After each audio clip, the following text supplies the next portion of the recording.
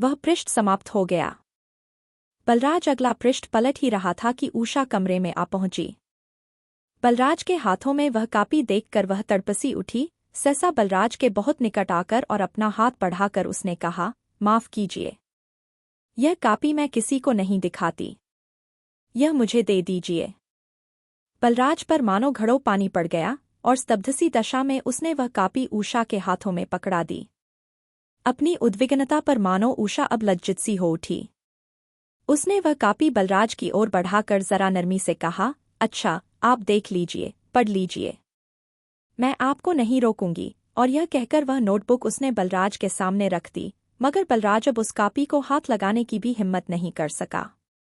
उसके बाद बलराज ही के अनुरोध पर उषा ने गाकर भी सुना दिया। अनेक चुटकुले सुनाए। वह जी खोलकर हंसती भी रही, मगर 15 बरस की इस छोटी सी बालिका के प्रति ऊपर की घटना से बलराज के हृदय में सम्मानपूर्ण दशहत का जो भाव पैदा हो गया था, वह हट न सका। वर्षा की बौछार के कुछ छींटे सोए हुए बलराज के नंगे पैरों पर पड़े। शायद उसे कुछ सर्दी सी प्रतीत हुई। वह देखने लगा, सबसे ऊंची मंजिल पर ठीक बीचों बीच एक कमरा है। कमरे के मध्य में एक खिड़की है। इस खिड़की में से बलराज सामने की ओर देख रहा है। चांदनी रात है। मकान में, सड़क पर, नगर में सभी जगह सन्नाटा है। सामने की पहाड़ी की बर्फीली चोटी चांदनी में चमक रही है। रह रहकर ठंडी हवा के झोंके खिड़की की राह से कमरे से आते हैं और बलराज के शरीर भर में एक सिहरन सी उत्पन्न कर जाते हैं। सहसा दूर पर वीणा की मधुर ध्वनि सुनाई पड़ने लगी। बलराज ने देखा कि चमकती हुई बर्फीली चोटी पर एक अस्पष्ट सा चेहरा दिखाई देने लगा। यह चेहरा तो उसका देखा भाला हुआ है। बलराज ने पहचाना, ओह, यह तो उषा है। आज की नहीं, आज से 4 साल पहले की। वीणा की ध्वनि क्रमश और भी अधिक करुण हो उठी। वह मानो पुकार पुकार कर कहने लगी, ओ मेरे देवता, ओ मेरे देवता। 4 दूसरे ही दिन बलराज की बहन ने उसे सिनेमा देखने के लिए निमंत्रित किया। उषा भी साथ ही थी। भयानक रस का चित्र था। बोरिस कार्लोफ का फ्रैंकनस्टाइन। बलराज मध्य में बैठा, उसकी बहन एक ओर और उषा दूसरी ओर। खेल शुरू होने में अभी कुछ देर थी। बातचीत में बलराज को ज्ञात हुआ कि उषा ने अभी तक अधिक फिल्में नहीं देखी हैं और न उसे सिनेमा देखने का कोई विशेष चाव ही है। खेल शुरू हुआ। सचमुच डराने वाला। श्मशान से मुर्दा खोद कर लाया जाना, प्रयोगशाला में सूखे शव की मौजूदगी, अकस्मात मुर्दे का जी उठना, यह सभी कुछ डराने वाला था। बालिका उषा का किशोर हृदय धक धक करने लगा और क्रमश वह अधिकाधिक बलराज के निकट होती चली गई। आखिरकार एक जगह वह भय से सिहरसी उठी और बहुत अधिक विचलित होकर उसने बलराज का हाथ पकड़ लिया। फ्रैंकनस्टाइन ने बड़ी निर्दयता से एक अबोध बालिका का खून कर दिया था। उषा के कांपते हुए हाथ के स्पर्श से बलराज को ऐसा अनुभव हुआ जैसे उसके शरीर भर में प्राणदायिनी बिजली सी घूम गई हो। उसने बालिका के हाथ को बड़ी नरमी के साथ थोड़ा सा दबाया। उषा ने उसी क्षण अपना हाथ वापस खींच लिया। खेल समाप्त हुआ।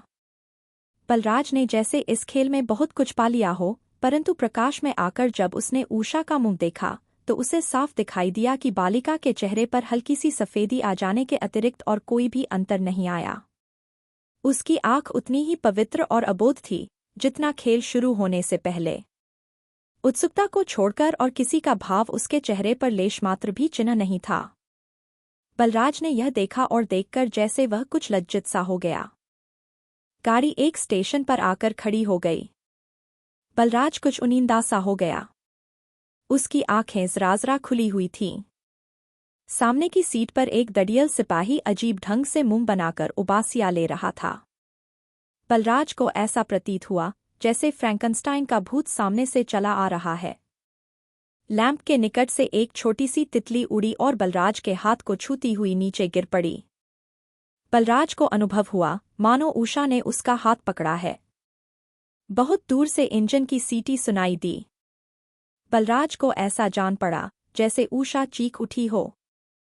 उसके शरीर भर में एक कंपन सा दौड़ गया। मुमकिन था कि बलराज की नींद उचट जाती, परंतु इसी समय गाड़ी चलने लगी और उसके हल्के हल्के झूलों ने उसके उनीदेपन को दूर कर दिया। 5. शर्मीली तबीयत का होते हुए भी बलराज काफी सामाजिक है। अपरिचित या अल्पपरिचित लोगों से मिलना जुलना और उन पर अच्छा प्रभाव डाल सकना उसे आता है, परंतु न जाने क्या कारण है कि उषा के सामने आकर वही बलराज कुछ भीगी बिल्ली सा बन जाता है। उषा अब लाहौर के ही एक कॉलेज में एमए में पढ़ रही है।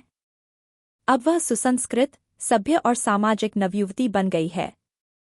बलराज अब किसी कॉलेज में नहीं पढ़ता, फिर भी स्थानीय कॉलेजों के विद्यार्थियों में अत्यधिक लोकप्रिय है और विद्यार्थियों का नेता है।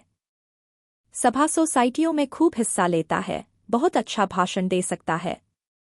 वह कवि है, लेखक है, चित्रकार है और उषा भी जानती है कि वह सभी कुछ है। इसी कारण वह बलराज को विशेष इज्जत की निगाह से देखती है।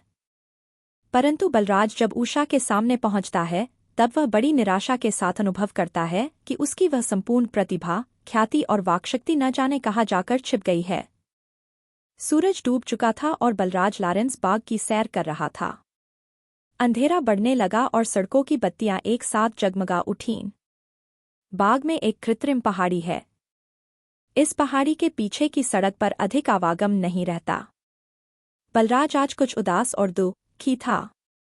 वह धीरे धीरे इसी सड़क पर बढ़ा चला जा रहा था। इसी समय उसके नजदीक से एक तांगा गुजरा। बलराज ने उड़ती निगाह से देखा, तांगे पर 2 युवतियां सवार हैं। अगले ही क्षण एक लड़की ने प्रणाम किया। बलराज के शरीर भर में आह्लाद की लहर सी घूम गई। ओह, यह तो उषा है। बलराज ने उषा के प्रणाम का कुछ इस तरह जवाब दिया, जिससे उसने समझ लिया कि जैसे वह उसे ठहरने का इशारा कर रहा है। तांगा कुछ दूर निकल गया था। उषा ने तांगा ठहरवा लिया और स्वयं उतरकर बलराज के निकट चली आई। आते ही बड़े सहज भाव से उसने पूछा, कहिए, क्या बात है? बलराज को कुछ भी नहीं सूझा। उसने तांगा ठहरने का इशारा बिल्कुल नहीं किया था, परंतु यह बात वह इस वक्त किस तरह कह सकता था? नतीजा यह हुआ कि बलराज उषा के चेहरे की ओर ताकता ही रह गया। उषा कुछ हतप्रभ सी हो गई। फिर भी बात चलाने की गरज से उसने कहा, आपकी सराय पर शीर्षक कविता मैंने कल ही पढ़ी थी। आपने कमाल कर दिया है। बलराज ने यूं ही पूछ लिया, आपको वह पसंद आई? खूब। इसके बाद बलराज फिर चुप हो गया। शायद उसके हृदय में अनेक भावों की आंधी सी उठ खड़ी हुई कि कुछ भी व्यक्त कर सकना उसके लिए आसान नहीं था। जिस तरह तंग गले की बोतल ऊपर तक भर दी जाने के बाद अपनी आंतरिक प्रचुरता के कारण ही उल्टा देने पर भी खाली नहीं हो पाती, उसी तरह बलराज के हार्दिक भावों की घनता ही उसे मूक बनाए हुए थी। उषा प्रणाम करके लौटने ही लगी कि बहुत धीरे से बलराज ने पुकारा, उषा। उषा घूमकर खड़ी हो गई। मुंह से उसने कुछ भी नहीं कहा, परंतु उसकी आंखों में एक बड़ा सा प्रश्नवाचक चिन्ह साफ तौर से पढ़ा जा सकता था।